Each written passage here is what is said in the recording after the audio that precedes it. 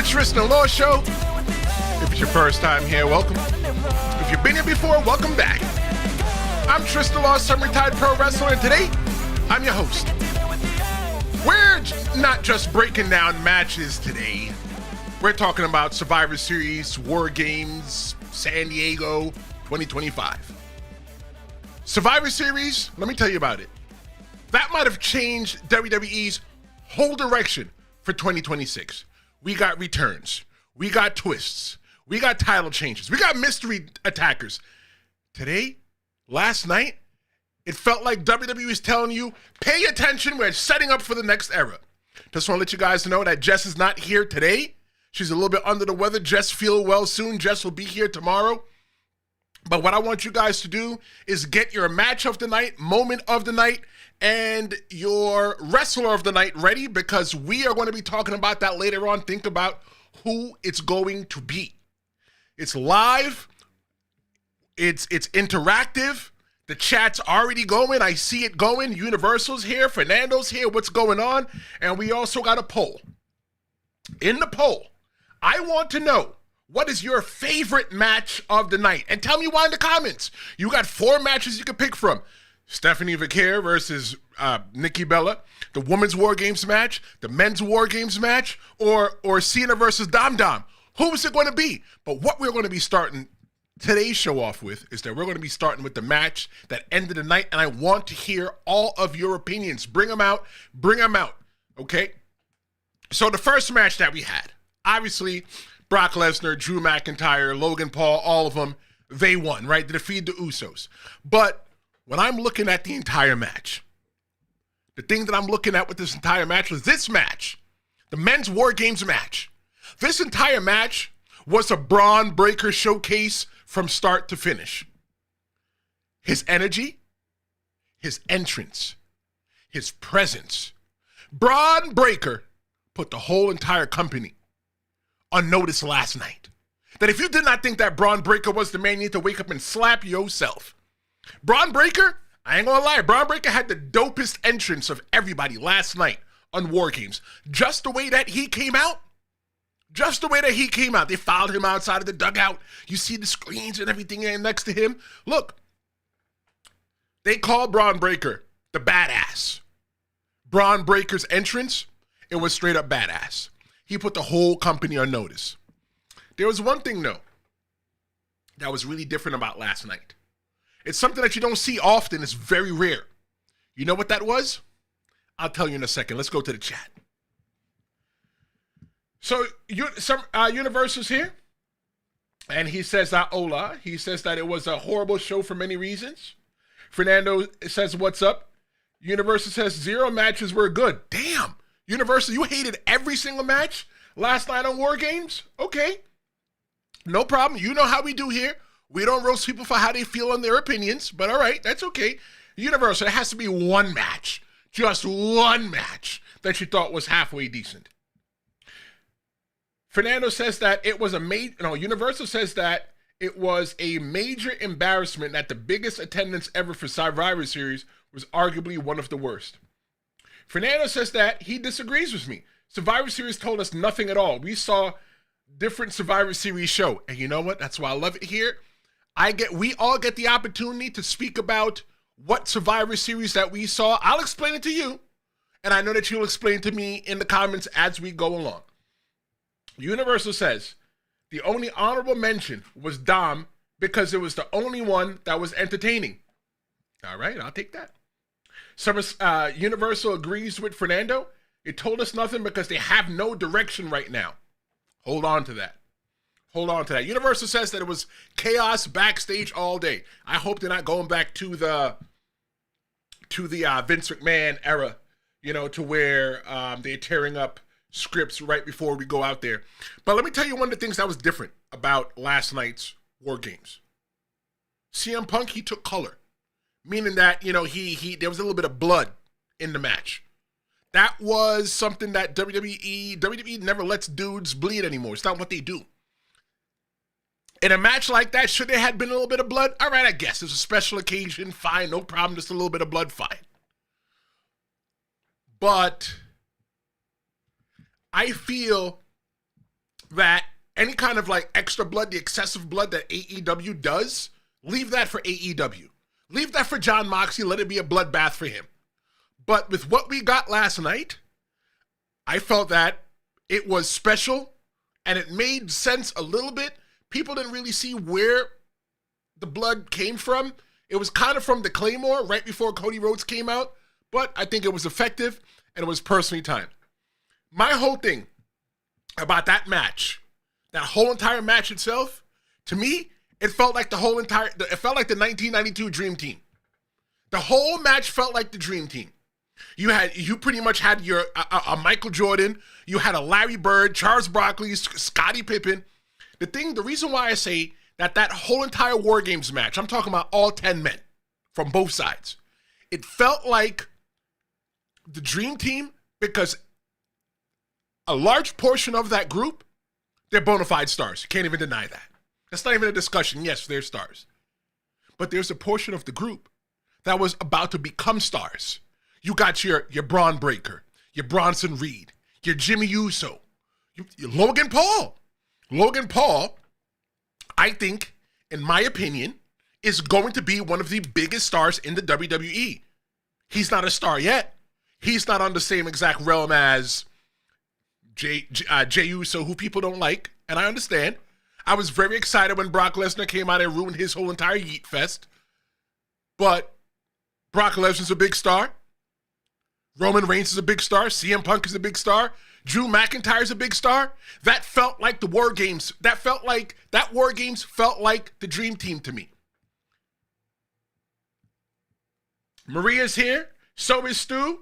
Hey, Stu, good video. Stu had a reaction video. Not a reaction video, prediction video to Survivor Series. Make sure you guys check that out. The reason why I always talk about somebody asked me, why do you even mention Stu's YouTube account? Simple. Because I don't compete with anybody on YouTube. I do what I do, and I stay in my lane, and Stu does what he does, and he's in his lane. Same exact thing with everybody else that talks about pro wrestling on YouTube. I'm here to give you it from me in my unique fashion, and Stu has his own unique fashion. Go ahead and check him out. Hit the subscribe button. We're all a family here. We're all trying to help each other eat and have fun and do what we love best, and let's talk about pro wrestling. Maria says that Survivor Series was trash. Damn, am I the only one that really liked Survivor Series here? Maria says the men's and women's WarGames was the worst I've ever seen. Stu says that you might be in the minority with this PLE, buddy. Universal says that they were all fighting yesterday backstage about the order of entrance in order to advance storylines. In the end, they decided to majorly push Bron Breakker and only give small spots to other. Maria says that Cena versus Dom stole the show for the rest of the night. The show was garbage. I feel like I'm the only one. Am I the only one? Am I the only one that really liked WarGames? Right? Like, I watched it again. I watched it last night, and I watched it again this morning while I was getting ready for the show, for today's show. There was one match that I hated, and I'm going to tell you what that is, but we're not there yet. The best part about that men's WarGames match, though, from my opinion, it was the layered chaos. It was Logan Paul and the brass knuckles. It was Cody Rhodes and his dives. Roman Reigns sparing Brock Lesnar through a table with Jey Uso on his shoulders. For me, when I get my WarGames, I want a little bit of chaos. Maria says, which WarGames did I watch? Maria, the WarGames that I watched last night was the one that okay, you know what? Maybe I seen a different WarGames because I was in the UK last night. Everybody mind your business, don't ask. I was in the UK yesterday watching WarGames, and earlier, Stu says, yeah, you're the only one, buddy. Only two things that made feel anything was Liv and the Mystery Man. Earlier, somebody said, I can't remember who, somebody said that there was no direction after this whole entire event. I think there's a little bit of direction. We have breadcrumbs right now. And what I'm talking about is the Mystery Man. Who is the mystery attacker? Here's what I want to talk about with you guys right now. Tell me who you think is the mystery attacker and tell me why. Who is the mystery attacker? When I'm looking at the mystery attacker, remember, I want to know who you think it is. Let me know who the mystery attacker is. For me, when I'm looking at the whole entire thing and I'm sitting there and I go,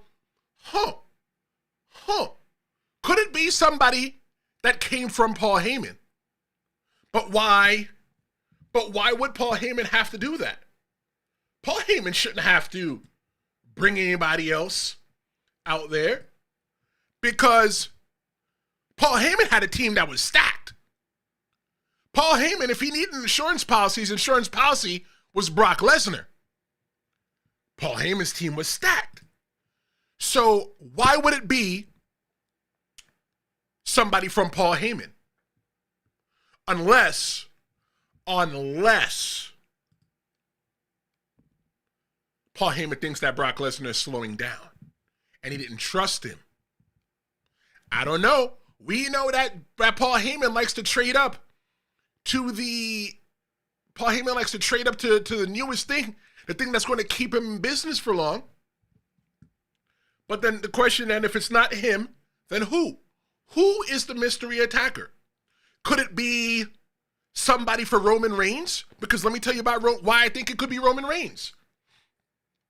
The reason why it could be Roman Reigns is because Roman hasn't done much since he's been solo.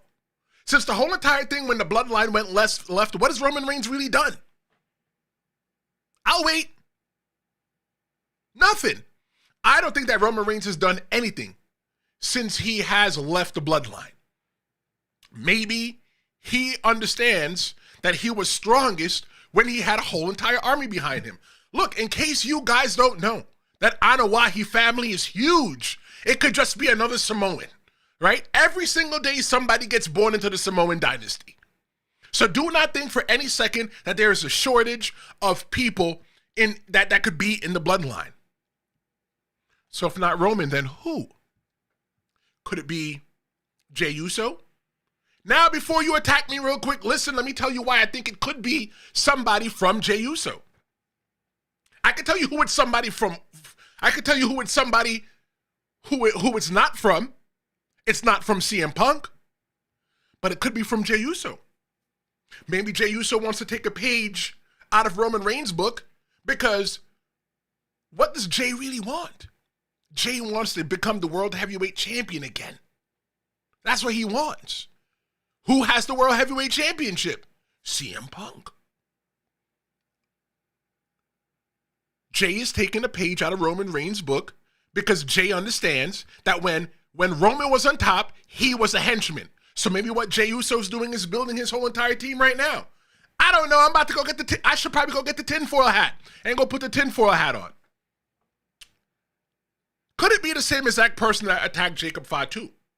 Could it be LA Knight? You know why I think it could be LA Knight? I'll tell you why I think it's LA Knight. Because LA Knight should have been in that match. They put Jimmy Uso in that match. So, LA Knight almost got screwed on SmackDown, if you saw SmackDown. He's going to be the one that fights John Cena. The thing about that whole entire match was that it could have been anybody involved on the CM Punk, Jey Uso, Jimmy Uso, Roman Reigns, CM Punk side, because there's no real stakes in that match. There's no stakes in them. There's no titles. There was no, you're going to get a shot at WrestleMania. There was none of that. Literally, that match was just a match just to have a match. You guys got a lot to say right now. Let me go into the chat, okay? Because you guys got a lot to say. Universal says in the women's match, they decided to push Becky and AJ. That's what the planned finish was. Universal also says, Tristan, if you like chaos, then where was the chaos in those WarGames matches? There was none. No tables, no chairs, no cares, zip, zero, boring. Who cares? It killed the match. For me, it was chaotic, storyline-wise. Maybe not physicality, but storyline-wise as well, too, because of the story that was in the match itself. For me, I like my stories a little chaotic sometimes. And I felt that everybody in the match, on both sides, They had a reason to why they could be in it for themselves. And it was just watching which way and twist everything would turn. Stu is here leaving his view, and he says the mystery man is Austin Theory. He had the shoulders. It definitely wasn't Rollins. So let me tell you something right now. 100%. 100%. That mystery man is not, under any circumstances, Seth Rollins. It is not Seth Rollins. Could it be Seth Rollins? Look, man, we've been okie doke, flim flam, and bamboozled before. But it's not. I think the person underneath that mask, or as we say in the wrestling business, the hood, the person underneath that hood is going to be the person that is going to have to deal with Seth Rollins when he comes back. You're doing his moves? Could it be Austin Theory? I think 100% it could be somebody like Austin Theory. Look at the back on that brute. Look at the back on that brute. That is not a Seth Rollins back. Respectfully, Seth Rollins is a smaller brother. He's a smaller guy. That is not, under any circumstances, a Seth Rollins. Could it be an Austin Theory? Let me tell you, Austin Theory was supposed to be that guy. He was supposed to be that guy, and ended up not being that guy, right? He's out there running around playing grab ass with, talking about what is that? A Down Under? Nah, that's not what we wanted. We didn't want none of that at all. So is this Austin Theory supposed to be in the Vision? Because in case you don't know, a lot of people were saying Austin Theory was supposed to join the Vision. Austin Theory was supposed to join the Vision. And if anybody reads online, you don't want that to ruin your the storylines. That everybody's already releasing storylines and saying, oh, well, it's going to be Austin Theory. You know what? Then you know what? We're not going to give it to you easy anymore. I would not be upset if it's Austin Theory. I wouldn't be. Universal says, why do they have a mystery person? Makes no sense. Yes, it was Austin Theory. Again, makes no sense. I think the reason why they decided that they want to have a mystery person last night is because, and they didn't reveal last night, is because that's not the story that they were trying to close out with. What was the last thing that was said last night at Survivor Series? It was from Roman Reigns. You thought that there was going to be something, some kind of furniture movement between Roman Reigns, CM Punk, Jey Uso and Jimmy Uso hanging out in the back, and Cody Rhodes. But we didn't get that. Roman Reigns said, this is the last time I'm going to be teaming with you. Now, does this tell a story down the line where Roman Reigns is going to need help and he's going to have to ask Cody Rhodes for help? I don't know. I personally, in my opinion, you guys know me from hanging out with me. You guys know that I think that Cody Rhodes is just a heel. He doesn't even know it yet. I know that he's a heel, and a lot of people just poop on me for that. But are we overthinking this whole entire thing? Or does this mystery person plant a major seed for CM Punk's title hunt? We are, ladies and gentlemen, we are 2 months away. No, not even. We're almost 1 month away from the Royal Rumble. We are getting ready for WrestleMania season. The only big thing that we have to look forward to right now in the WWE is John Cena's retirement, and that comes up on the 13th. Just want to let you guys know, as well, I was a part of a show, Fan versus Hater, and I was on the show, the John Cena episode. That episode should be dropping Friday, so I'm looking forward to seeing that, and I hope that you guys actually like it. I was on that show. It was on a House of Highlights on their channel. They got about 11 million subscribers on their channel. So 11 million. Look, guys, listen. There's going to be a day that's going to be a lot of people in this show where we at. But there's going to be a space for the day ones. I'm going to make a space for the day one so we can still all hang out and you guys don't get drowned out. I promise you that. Let's go to the chat. Fernando says, Karrion Kross is the masked man in my opinion.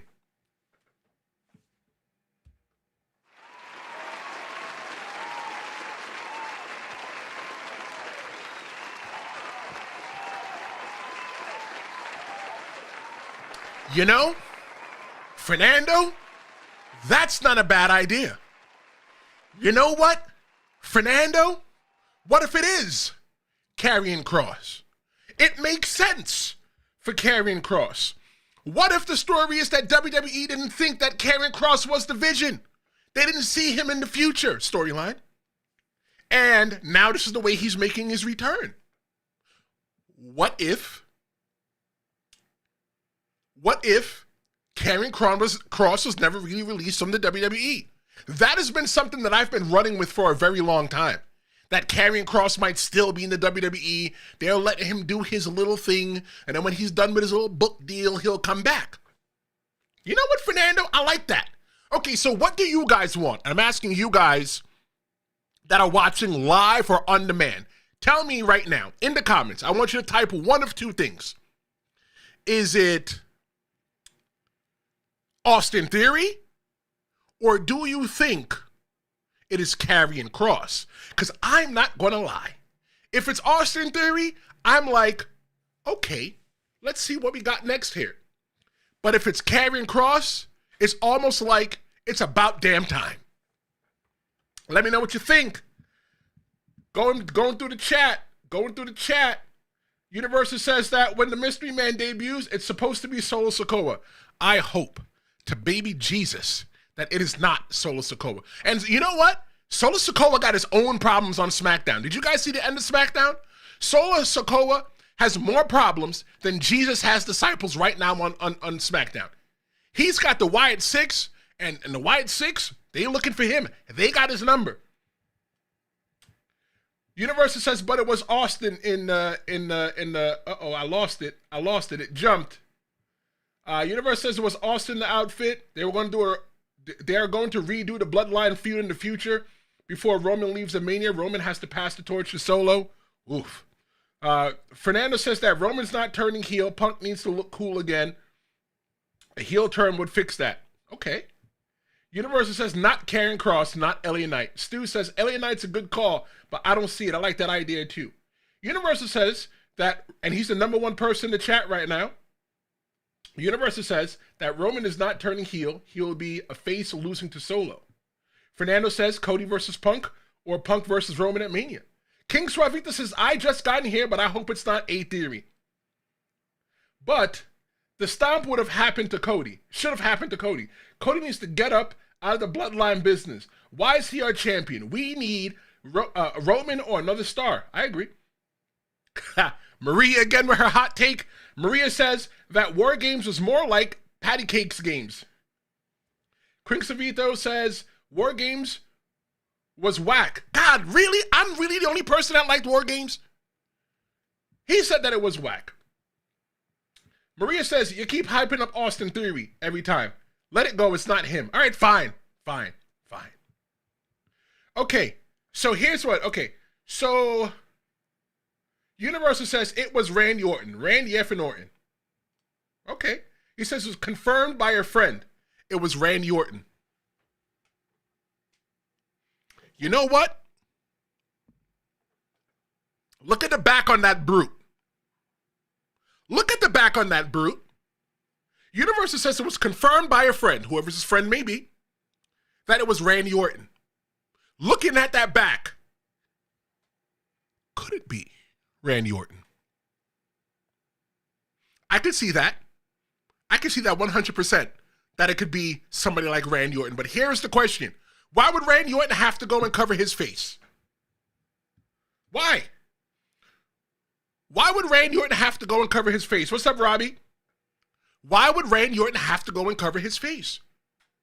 Randy Orton is the Viper. Granted, you never know when the Viper's going to strike. But why would it have to be Randy Orton? That's another name that's in the mix. A name that I didn't even expect. But I'll tell you this about the whole mystery attacker. In my personal opinion, in regards to the mystery attacker, it felt bigger than the whole entire result of the WarGames match. And you can't convince me any different. John Cena last night versus Dominic Mysterio. Liv Morgan, she made her return. One of the things that I first did was I texted Jess and I said, are you happy? Her girl Liv Morgan came back. But where does Liv Morgan fit now? Liv Morgan, she's joining Dom. For me, this changes everything. Because you got the tension with Roxanne Perez. You got the flirting with Roxanne and Dom over there saying that Liv is his girl. The Judgment Days, they're going to be a new struggle in the Judgment Day for power.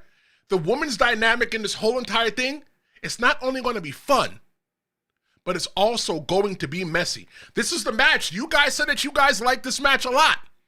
This is the match that you guys liked. You guys said that you really liked Dom versus Cena. I'm not going to lie. I like that match too. Maybe not my match of the night. And make sure you guys hold on to your match of the night, wrestle of the night, and moment of the night, because we are going to be talking about that later on. That's what I want to know from you. Dominic Mysterio, regardless of what anybody wants to think, Dominic Mysterio is a bona fide star. He's a bona fide star. The way that they cheer for him, Dominic Mysterio is the one that you love to hate, and it was his whole entire hometown. For Dominic Mysterio, you don't cheer Dominic Mysterio. You boo Dominic Mysterio. And while you're booing him, you're cheering him at the same exact damn time. But now his girl is back. She was not in my bingo card to come back, but she's there. So you really expect me to believe at this point that Liv is supposed to just come live all hunky-dory with Roxanne Perez and the tall one? Can't remember her name right now. I used to wrestle and get hit on the head. I forget things all the time. My bad. Raquel Rodriguez, that's the name. I don't think that's going to happen. But Liv returning and joining Dom or rejoining Dom, for me, this changes everything. The universe says that his match of the night was Dom versus Cena. Let me tell you why this changes everything for me. Because I'm looking at Dominic Mysterio, I'm looking at the long-term story. Coming out of there, they've been setting up for the long-term story. Here is the long-term story I see WWE telling. And when I'm done, tell me if you want it. Dominic Mysterio, he's going to retire his dad, Rey Mysterio. Maybe it happens at WrestleMania, maybe it doesn't, I don't know. He is going to beat the brakes off his father. His father's going to have to retire. It's going to be the match. You know what? I want to retire you, and I want your match, and you are going to retire. Bye-bye, Dominic. Bye-bye, Rey Mysterio. Thanks for coming. It's nice to have you. Then everybody abandons Dom. Dom is not going to have anybody to watch his back. And who is going to have to save him? His retired dad, Rey Mysterio, is going to have to come back from retirement and help Rey. And help Dom. Look, I see it being a thing where when Dom retires Rey, it's going to be for the mask. 100% it's going to be for the mask. But Rey Mysterio is going to leave feeling disgraced because, in case you don't know, in Lucha Libre culture, your mask is everything. Your mask is your whole entire gimmick. Without your mask, you're just running around naked in the wrestling ring. Rey Mysterio could have a chip on his shoulder because of that. We don't have to worry about Rey Mysterio going into the Hall of Fame because he's already in it. Bye-bye, Rey Mysterio. We don't see him until it's time. At the end of the story, what happens is that Rey Mysterio looks to Dom and say, you know what? I saved you. I got your back. You're always my son. You're going to get that happy moment to where they hug. And Rey's going to look at the mask and say, you know what? You earned it. You're the next Mysterio. Bye-bye. What do you guys think? Robbie Show says that he would love to see Dom versus Rey at WrestleMania. Universal says, Tristan, yes, that is the plan for WrestleMania, Dom versus Ray. Stu says, I'm glad she didn't turn on Dom. It would have made sense if she did because Dom never cheated on her with Roxanne. There was only a tiny bit of flirting on Roxanne's end. Universal says that when Lucha retires, they don't take off the mask, right? But what if Dominic Mysterio is saying, and this is what he's saying, that he is the best. Dominic Mysterio is saying that he is the best Mysterio to ever grace the wrestling ring. And I feel that in Dominic's mind, the pro wrestling world can't survive with another Mysterio, even if there's another, Rey Mysterio out there wrestling. I think he's a nephew or a cousin of Rey Mysterio. Neither here nor there. But what if Dominic feels that not only does he want the mask, he wants Rey Mysterio to leave? That they could spin their whole entire spin on the thing. Or you know what? Universal, what if it's just a retirement match? And at the end, when Rey Mysterio comes back to make that big triumphant return, at the end, he takes off the mask and gives the mask to Dom and says, you're now the next Mysterio. Listen, let me tell you this. I've got a hot take for you that's hotter than grits right now. My hot take is Dominic Mysterio is officially bigger than Rey was at his age. Dom is 28 years old right now today. In 2002, Rey Mysterio was 28 years old.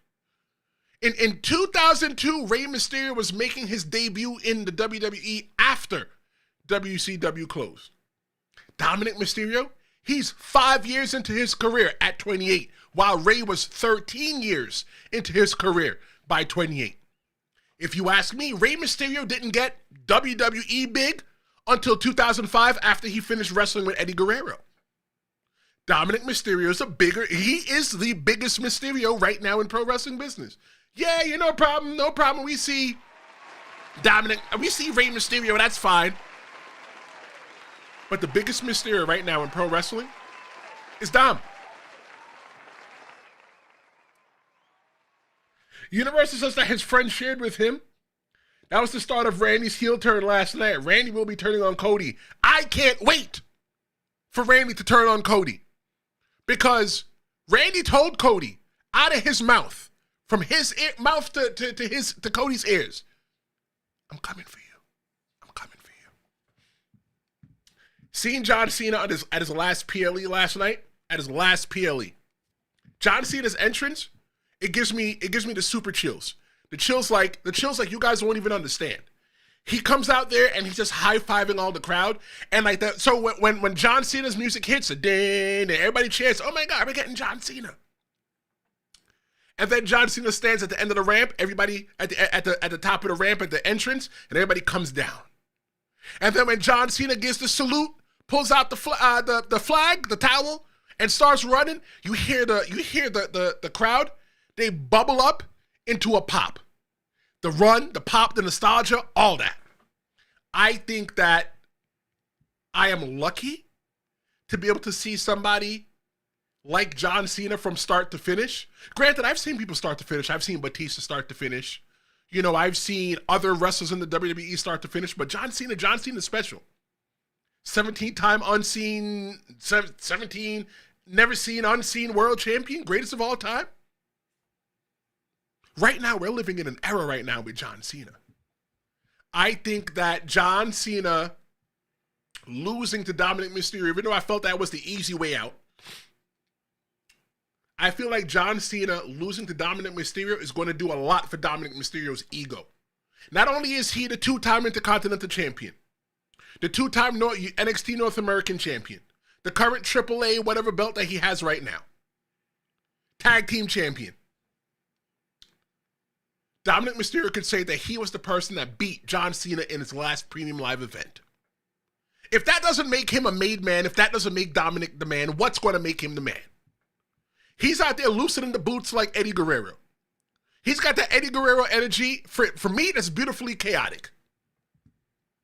My biggest issue going into the whole entire thing, and I'm not going to spend too much time on this, because it's a whole episode in its own, is the Cena, the Last Time Is Now tournament that we got with John Cena. Looking at the brackets right there. That's not the updated brackets, right? Because we didn't know who that mystery man was that was going to be against LA Knight. If you ask me, it should have been Shinsuke Nakamura. That's who it should have been. But what did they do with Shinsuke Nakamura and SmackDown? They put him in the throwaway, 5-on-5 elimination, traditional Survivor Series match just to beat him, just so they can get to Solo Sikoa standing with the Wyatt Six at the end. It shouldn't have been The Miz. But no. Mickie James' husband out there. Yes, I said Mickie James' husband. Sometimes I'm disrespectful. Mickie James' husband out there choosing a replacement like it was rocket science. And The Miz sneaking his name into it because what he is doing, I'm talking about Mickie James' husband, what Mickie James' husband is doing is spending time arguing with R-Truth over R-Truth's balls. The commentary team acknowledged it. There was no reason for them to have to pick another name. The name was already there. Look. Either you give LA Knight a bye because you say Shinsuke lost. Regardless of anything, he lost, so we're not going to give him the opportunity. Give LA Knight a bye, send him in the next match, so it's him versus Jey Uso. We got that same exact result either way. We're going to get LA Knight versus Jey Uso. Why? People like R-Truth and everybody else in there need to protest. Why?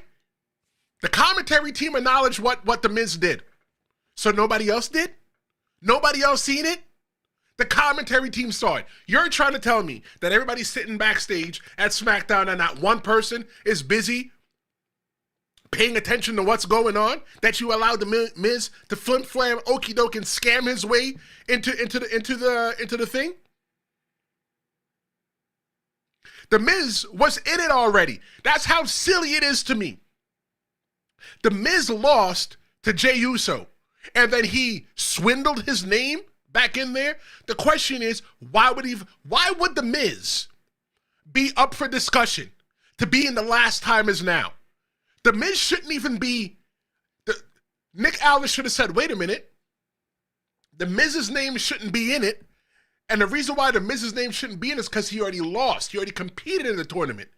If that's the logic they're going on with Shinsuke Nakamura, fine. Shinsuke's not in it because he already lost. Then why was The Miz's name in it? Should have never been in it. Because by Nick Aldis accepting that The Miz's name was in it, I'm assuming that Nick Aldis put all the names in there himself. If Nick Aldis put all the names in there himself, he knew that The Miz was in there. But let's say Nick Aldis didn't put the names in there himself. We're talking kayfabe storyline, and we're in the storyline. We're not talking about, we're in the storyline. Let's say that Nick Aldis, a.k.a. Mickie James' husband, said to somebody else, you know what, put the names in there. They said, who names do you want? He gave the names, but said don't include anybody that lost already. Don't put The Miz, don't put Damian Priest, don't put Shinsuke Nakamura, and don't put Zack Ryder. And R-Truth is back there arguing about putting his balls in the hand of Mickie James' husband. So much that Miz was able to bamboozle and flim-flam his way in there. But here's the thing, and it's a conversation that we've had plenty of times, and I promise you this, we're not having this conversation today.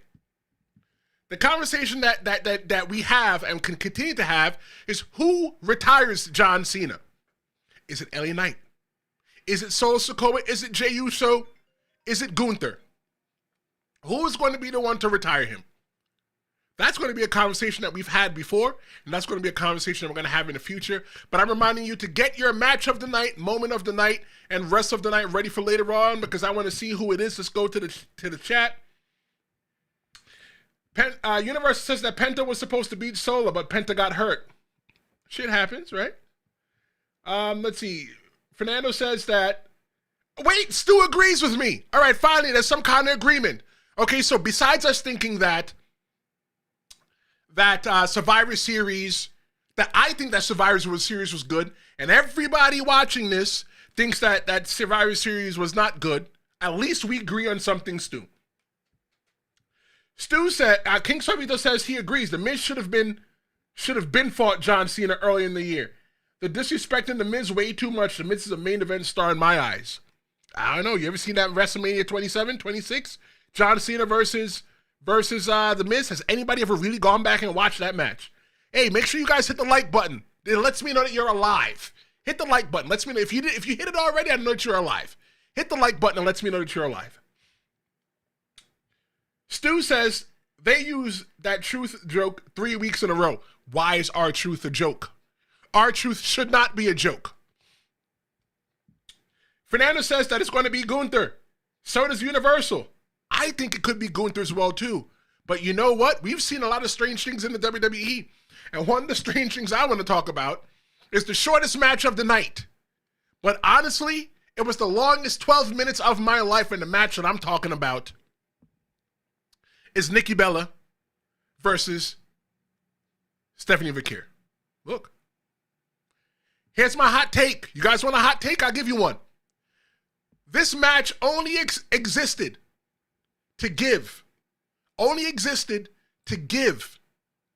Vaquer a PLE win. That was it.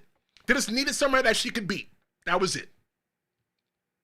Jess, me and Jess were talking about it last episode, and Jess says that she feels like I'm being misogynistic because I was saying, look, Nikki Bella, if you got something to do today in San Diego around the time that you're supposed to be doing your match, you know what? Go do that.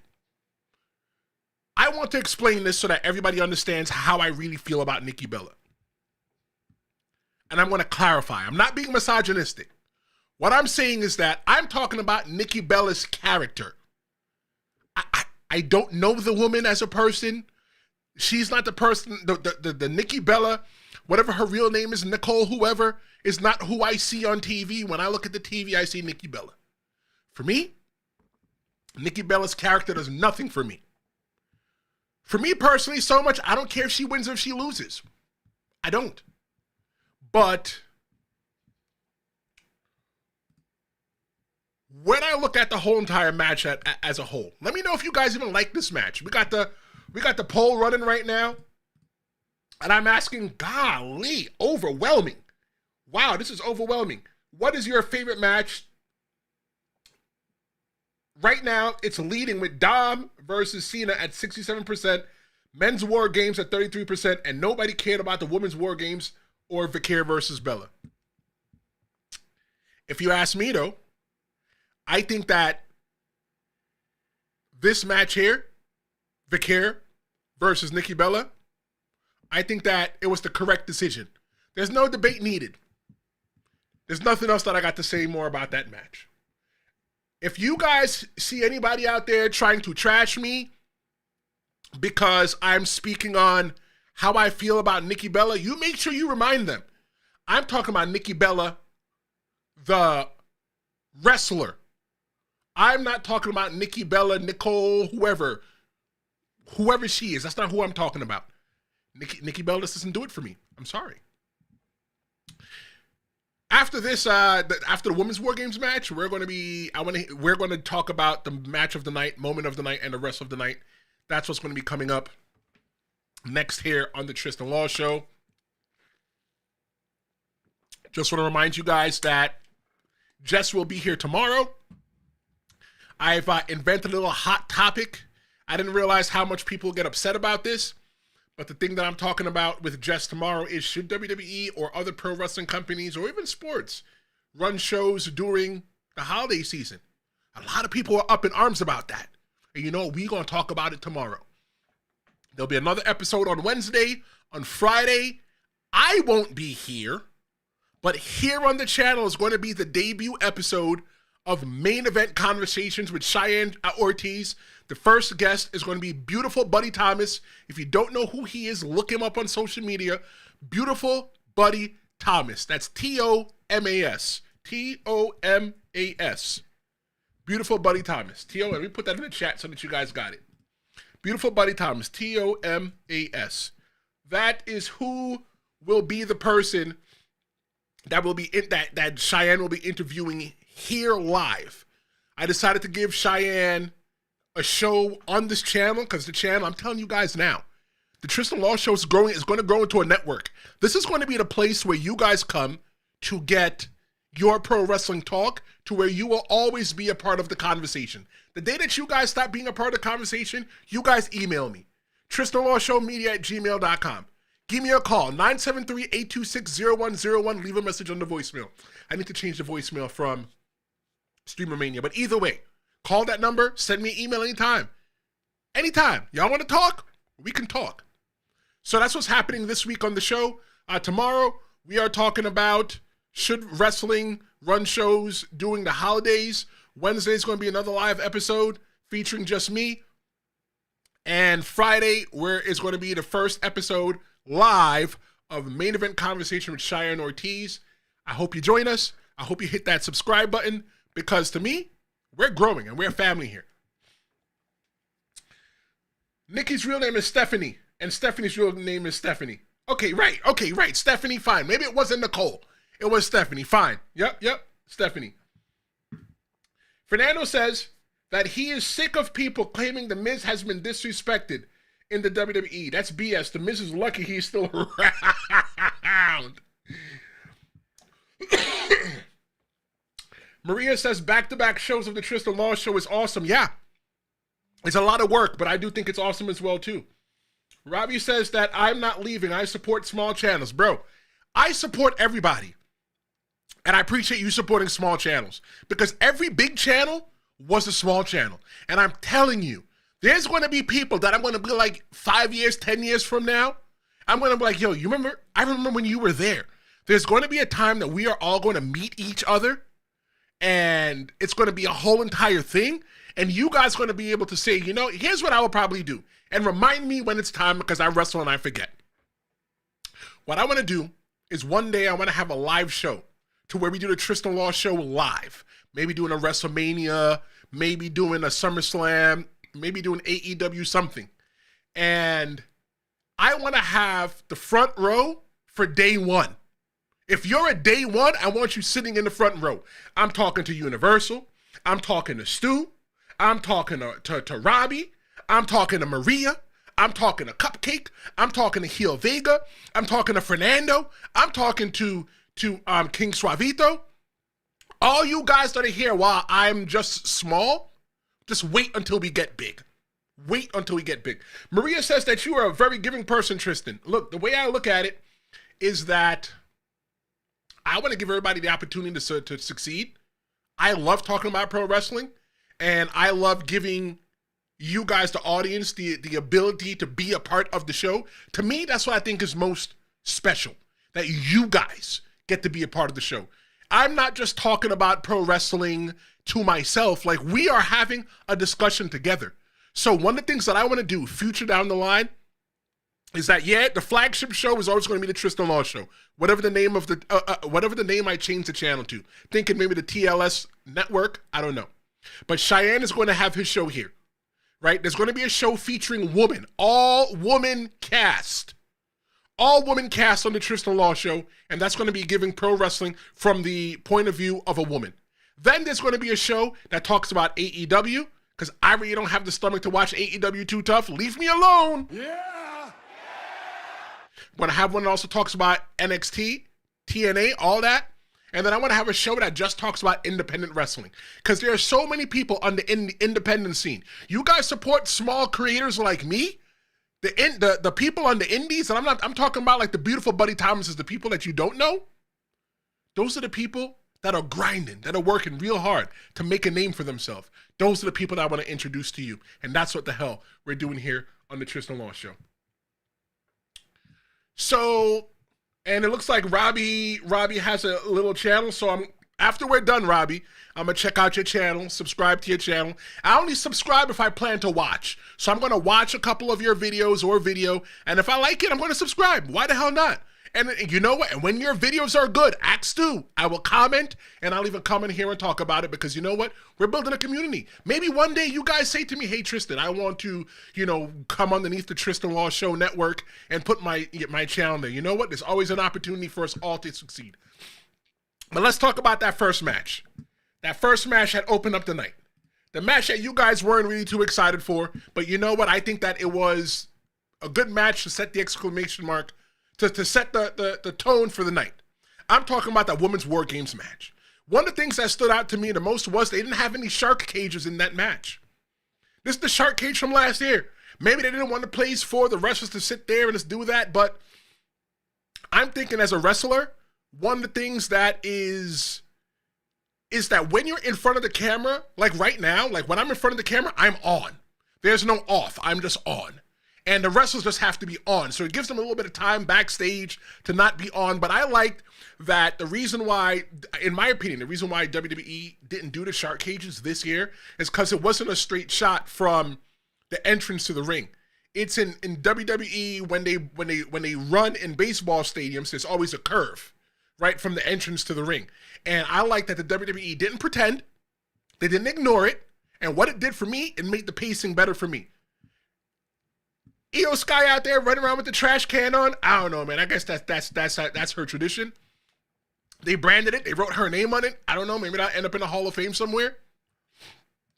But one of the main people that I had my eyes on is this person right here. Becky Lynch. Yes, this is not a political podcast.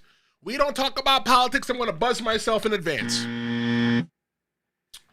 But Becky Lynch is playing her character just like Donald Trump, and you can't convince me otherwise. So listen to why I'm telling you this.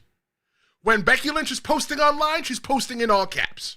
When Becky Lynch is talking to people, she's making up insulting names. She called Michael Cole Misinformation Cole. No, Misinformation Michael. Her confidence, she's delusional. She's great. Let me set the tone real quick. She's great, but she ain't as great as she thinks she is in her head. She denies cheating, and now she's suing the WWE. What I'm telling you is that WWE mirrors America, and Becky, she is full satire. Full satire right now.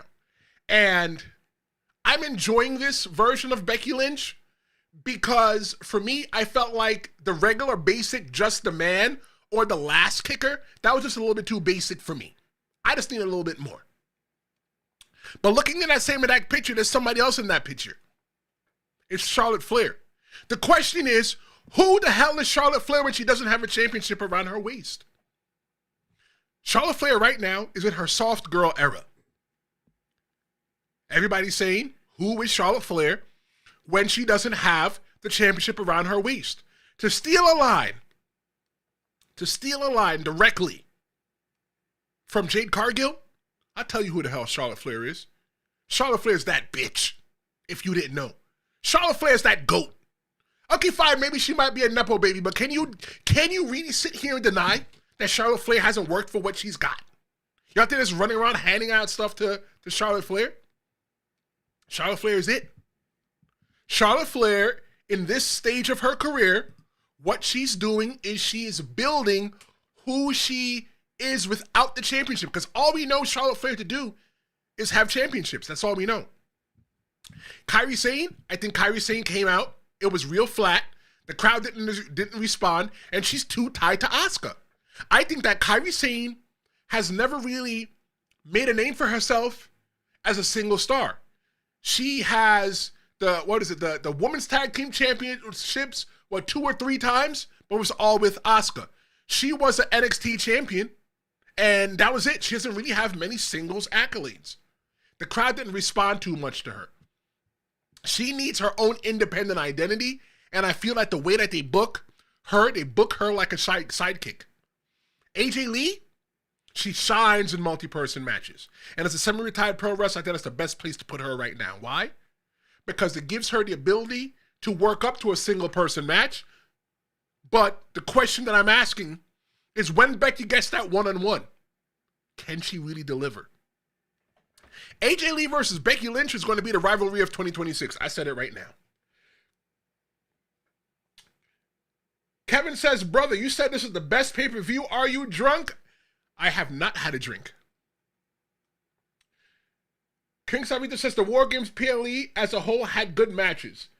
It's just that the fans made the show bad because there was no excitement or energy. These people paying $500 to $6,000 for tickets, they better go crazy and cheer. You're right. You're right. Thank you. I want to talk about Lash Legend, though. I said that Kyrie came out flat. You know who else came out flat with no real fanfare or crowd caring? Lash Legend. I think that in this day and age, that hardcore Raw and SmackDown fans don't know who she is. I feel that NXT fans, they shift over to Raw and SmackDown, but not all Raw and SmackDown fans shift over to NXT. I don't think that's any fault of Lash's at all. I think the problem is that she hasn't really gotten a match. No, she hasn't gotten a match since she's been on the main roster. You know, what has it been, 2-3 weeks now? I think that Lash Legend, she is the leader of the next wave of women coming up from the NXT. I think that Lash Legend, it was a good showing for her last night. And if you don't know who the hell Lash Legend is, you definitely learned last night, and you're going to see a little bit more time. Look at that headlock.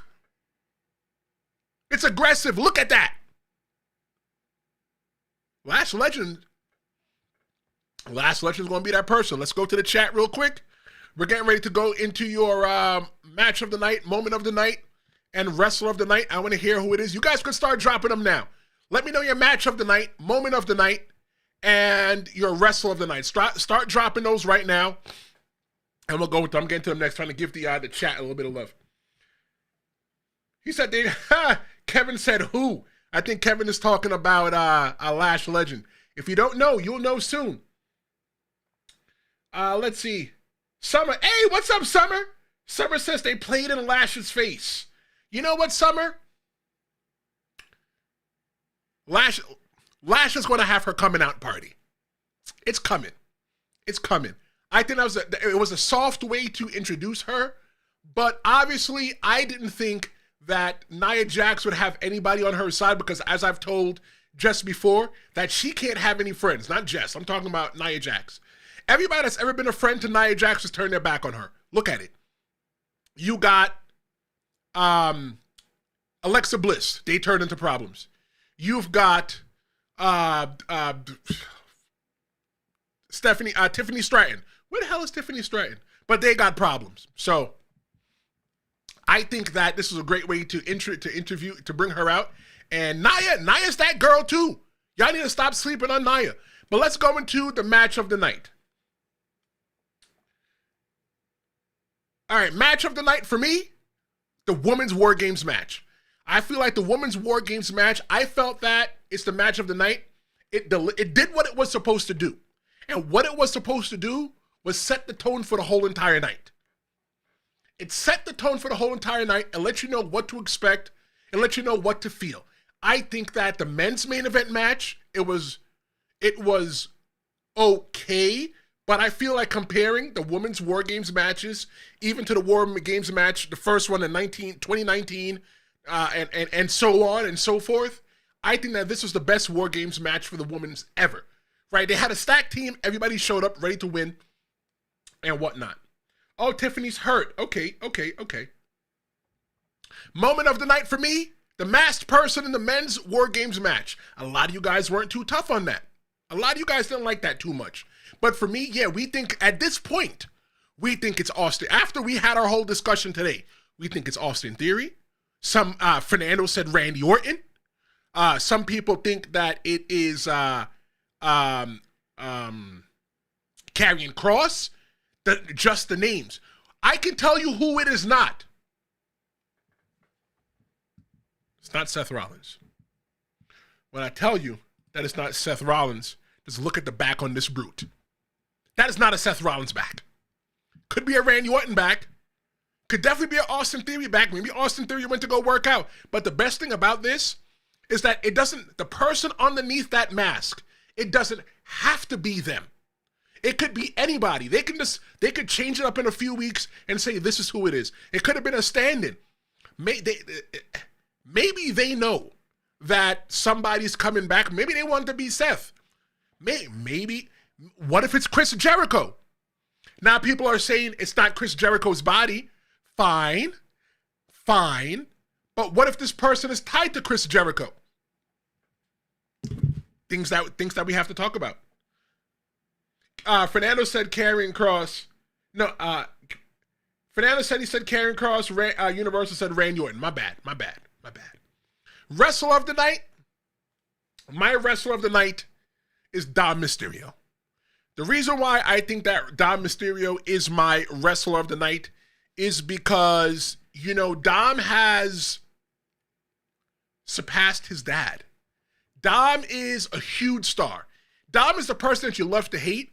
And they call Dominic Mysterio, they call Rey Mysterio, they call John Cena Big Match John. Dom Mysterio is Big Match Dom. Because just like John Cena was able to show up every single time, even though we couldn't see him, see what I did there? Dominic Mysterio, he shows up every time, and he always delivers. That's what I think. To close you guys up real quick, looking at the poll, overwhelmingly, everybody loved Dom versus Cena. In the chat, Savita said the problem with the pay-per-view is if they made WarGames 2 nights, then they can have more matches in both nights and more title defenses, so you get the women on night 1 and the men on night 2. You're right. Also, like, where's Jade Cargill? What's happening with Jade Cargill? That's a comment that we have. That's a comment that I have. Why was Jade Cargill not on the PLE? She's a big champion. Why was she not in that women's WarGames match? Watching SmackDown. Is she a heel? Is she a face? I don't know. Maybe she doesn't even know. Summer says, I miss when Survivor Series was brand versus brand. And what they've done so far, Summer, is that they have taken it that there's not even a brand anymore. Everything is just so fluid now. You could show up in Raw and SmackDown just because. Just because somebody decided you could show up on Raw and SmackDown, because we haven't gotten a brand, a draft in what, 2 years? 2 years now? Fernando says, no way Dom has been surpassed. Dom surpassed his dad, Ray. That was disrespectful. It's true, though. I said it before. At 28, Rey Mysterio was not doing what Dom Mysterio was doing. Was Rey Mysterio a star? He wasn't a Dom Mysterio star. He was a Dom Mysterio style star. He was in WCW. They took his mask off of him. WCW went out of business, and then he showed up to WWE. Am I saying that Rey Mysterio's not a bigger star? I'm not saying that Rey Mysterio's not a big star. That's not what I'm saying. But I'm saying Dom Mysterio at 28 years old is 5 years into his career. Rey Mysterio at 28 years old was 13 years into his career. Go back and watch. Go back and watch. Tell me that Dom Mysterio is not a bigger star than his dad. Dom Mysterio has done more in 5 years than Rey Mysterio did in 13. Yeah! Has Rey ever been a double champ? You're right. Never. That's what Summer says. Maria says, you just spit on the legacy of Rey Mysterio. No. I did not spit on the legacy of Rey Mysterio. I'm not saying that he's not a GOAT. What I am saying is that every now and then, when we have discussions, I need to leave a little bit on the table so that we have something to talk about for next time. But this was our Survivor Series WarGames 2025 recap. I want to shout everybody out. Maria, Universal, King Suavito, Summer, who joined late, Fernando, everybody. Stu, who likes to drop his wrestling views. Robbie, I'm going to go check out your channel right when I'm done with this. Robbie, thank you so much for joining us. I'll be back tomorrow at noon, right here on the Tristan Law Show. Thank you so much for joining us. I've been living life right. I love to hear your hot takes and your reactions to what's going on. Don't forget, Friday's going to be the first episode of Main Event Conversations with Cheyenne Ortiz. Tomorrow at noon, like I said, Jess and I will be back. We're talking about should WWE run shows on Christmas. Call me. Text me. 973-826-0101. Email me. TristanLawShowMedia@gmail.com. Thank you very much for watching, and I'll see you next time. Flashing red lights, driving at night, windowless ride.